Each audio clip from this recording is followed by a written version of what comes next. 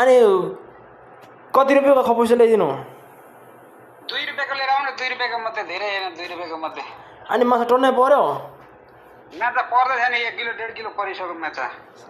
म अनि यत्रो बनाइरहेको छ यार मान्छे यत्रो तेलै यत्रो खाना सबै रेडी भयो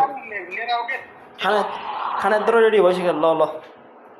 चाँडोभन्दा चाँडो आउँछ ओके छ त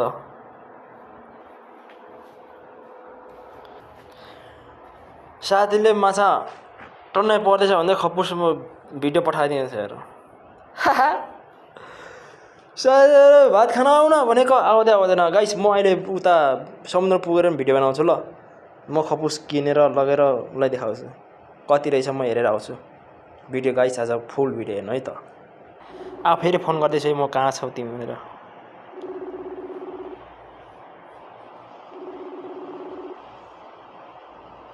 क्यामेरा चाहिँ अफ गर्नु पऱ्यो यहाँबाट चाहिँ अनि भन्नु पऱ्यो उठा न उठा कहाँ हौ यता छु के यहाँ उयो यता यहाँ माथि यता खै क्यामेरा जिजनले ठाउँमा के क्यामेरा घुमाउ त जिजनले ठाउँमा छु के यता पाकिस्तानीको बडा न यहाँ इन्डियनको बडा के छट्टै खै क्यामेरा घुमाउ त ठ्याक्क म त्यहाँ आउँछु नि क्यामेरा घुमाउ न क्यामेरा के भन्छ हौ उता पछाडि क्यामेरा घुमाउ न अनि म त्यहाँ हेरेर आउँछु यो